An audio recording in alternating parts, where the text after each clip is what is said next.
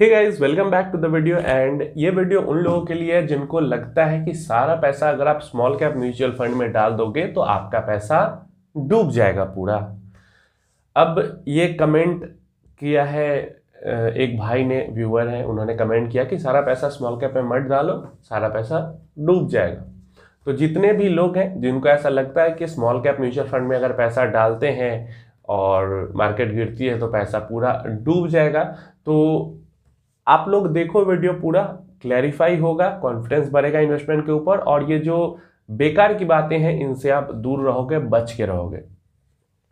तो जो लोग भी एसेट एलोकेशन की बात करते हैं, सबसे पहले तो स्मॉल कैप म्यूचुअल फंड के अगर अंदर पूरा पैसा डालते हो तो कौन सा आप पैसा डालते हो स्मॉल कैप के अंदर? जो पैसा आपको अगले 10 से 12 साल तक बिल्कुल भी उस पैसे की आपको जरूरत नहीं है, वही पैसा आप स्मॉल कैप के अंदर में डालते हो। अगर आपके पास 1 लाख रुपए है, उस 1 लाख रुपए का आपको अगले 10, 12, 15 सालों तक जरूरत नहीं है, आप पूरा का पूरा पैसा एक स्मॉल कैप म्यूचुअल फंड के अंदर डाल देते हो, तो ऐसा करना 100% सही है, कुछ भी गलत नहीं है। इसके ऊपर आप बहुत बढ़िया, नॉर्मल लोगों से ज्यादा बेहतर रिटर्न जनरेट कर पाओगे। लेकिन वही आपके पास ऐसा पैसा है, 1 लाख रुपए है, जिसमें से 50,000 रुपए ऐसे हैं जिसकी जरूरत आपको 12 साल तक नहीं पड़ने वाली है, 30,000 रुपए है जिसकी जरूरत आपको 8 साल में ही पड़ जाएगी, और 20,000 रुपए है जिसकी जरूरत आपको हो सकता है 5 साल में ही हो जाए। तो ऐसे में जिस पैसे की जरूरत आपको 5 साल में पड़ने वाली है उसको आप इंडेक्स फंड में डाल लो, जिस पैसे की 8 साल 10 साल में पड़ने वाली है उसको डाल दो लार्ज एंड मिड कैप वाली कैटेगरी में, और जिसकी जरूरत 10 साल से ऊपर तक अभी मतलब है ही नहीं, जिस 50,000 की, उसको स्मॉल कैप में डाल दो। इस तरीके से एसेट एलोकेशन किया जाता है अपने पैसों का। अगर आप इक्विटी के अंदर के एलोकेशन को देखें तो, कि जिस पैसे को जितने लंबे टाइम तक आप होल्ड कर सकते हैं उस पैसे को लार्ज, फिर मिड और लंबे टाइम तक होल्ड कर सकते हो, और लंबे टाइम तक होल्ड कर सकते हो तो स्मॉल, ऐसे करके एलोकेट करके इन्वेस्ट किया जाता है। तो यहां पे कोई भी दिक्कत नहीं है ऐसे इन्वेस्टमेंट में। अब बात कर, देखो स्मॉल कैप की बात तो छोड़ दो, मैं ओवरऑल म्यूचुअल फंड की बात करता हूं। एज ए इन्वेस्टर आपको ये समझना जरूरी है कि म्यूचुअल फंड के अंदर पैसा डूबता नहीं है। 100% जीरो होने की पैसे की मतलब 1% भी ऐसा चांस नहीं कि आपका पैसा 100% एकदम खत्म हो जाएगा, आपका पैसा जीरो हो जाएगा, डूब जाएगा, ऐसा बिल्कुल भी चांस नहीं है। अनलेस कि म्यूचुअल फंड कंपनी जो है वही बंद हो जाए, भाग जाए वो, ठीक है, जो कि न के बराबर होता है। म्यूचुअल फंड कंपनी बंद नहीं होती, दूसरे के द्वारा खरीद ली जाती है, एक्वायर कर ली जाती है, मर्ज हो जाती है, लेकिन म्यूचुअल फंड कंपनी बंद नहीं होती है, भागती नहीं है। तो आपका पैसा म्यूचुअल फंड के अंदर जीरो होने का कोई भी चांस नहीं होता है। कभी कभी लाइक स्कीम्स के अंदर में कुछ प्रॉब्लम होती है तो पैसा फंस जाता है 2 साल 5 साल के लिए, लेकिन जीरो नहीं होता वो। अब यहां पे बात आती है कि ये जो जीरो होने की बात कर रहे हैं वो प्रैक्टिकली कितना ज्यादा पॉसिबल है।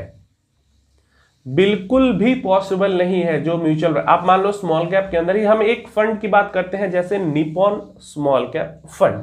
अब निप्पॉन स्मॉल कैप फंड के अंदर मोर देन 100 कंपनीज है, 100 से ज्यादा कंपनीज, बिजनेसेस के अंदर इस स्कीम ने पैसा लगाया हुआ है। जो फंड मैनेजर है उसने अपने पैसे को 100 से ज्यादा बिजनेस के अंदर लगाया हुआ है।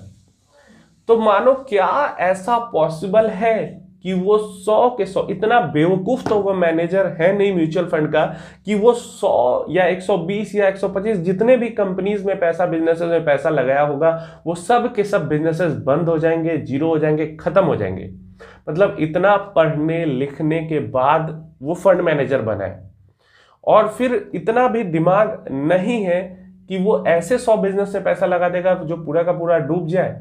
मतलब इतना तो, मतलब उस लेवल का क्वालिफिकेशन अगर मेरे पास भी नहीं है या आपके पास भी नहीं है, फिर भी अगर आप कोई 10 कंपनीज के अंदर, 10 बिजनेसेस के अंदर पैसा लगाओगे तो उसमें से 2 बिजनेस तो कम से कम, 4 बिजनेस तो कम से कम जरूर बच जाएंगे, हो सकता है 5-6 बंद भी हो जाए तो। और फिर तो वो तो उतना क्वालिफाइड पर्सन है, ऐसे ही कोई फंड में म्यूचुअल फंड उठा के किसी भी पर्सन को फंड में, आपको उठा के फंड मैनेजर नहीं बना देगी, वो क्वालिफिकेशन होनी चाहिए उसके पास।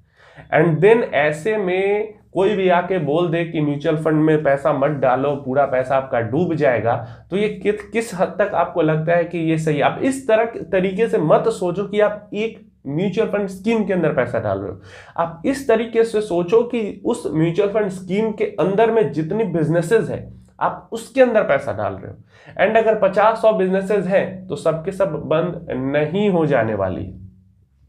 समझ में आ गया। और स्मॉल कैप के अंदर हम पैसा ही इसीलिए डालते हैं, अगर फंड मैनेजर ने 100 के अंदर डाली है, 10 अगर बंद भी हो जाए फिर भी बाकी के जो बिजनेसेस है वो ऐसा रिटर्न बना के दे देंगे कि ओवरऑल बाकी कैटेगरी से आपको ज्यादा रिटर्न मिलेगा।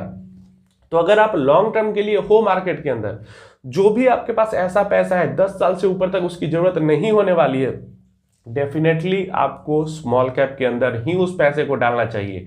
आप लोग भी अगर ऐसा माइंड में आपके चल रहा था कि स्मॉल कैप के अंदर पैसा नहीं डालते हैं, डूब जाएगा, नुकसान हो जाएगा, तो ऐसा कुछ नहीं होगा।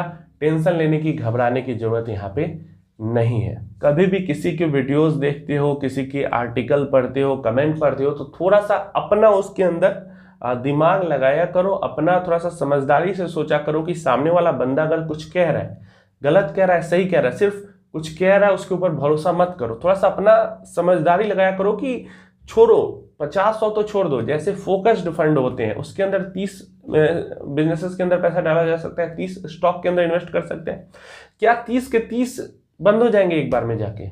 नहीं, पॉसिबल ही नहीं है कि 30, 50, 100 म्यूचुअल फंड डालते हैं पैसा और सबका सब जीरो हो जाए। हो सकता है थोड़ा रिटर्न कम बने, लेकिन जब बात आती है स्मॉल कैप की तो वैसा नहीं होगा। क्यों नहीं होगा? क्योंकि स्मॉल कैप कंपनी ज्यादा तेजी से ग्रो करती है, तो बीच में 10-5 बंद भी हो जाए तो कोई फर्क नहीं पड़ता, क्योंकि बाकी की जो कंपनी है वो इतना रिटर्न बना के देगी जो कि लार्ज कैप से बेहतर होगी।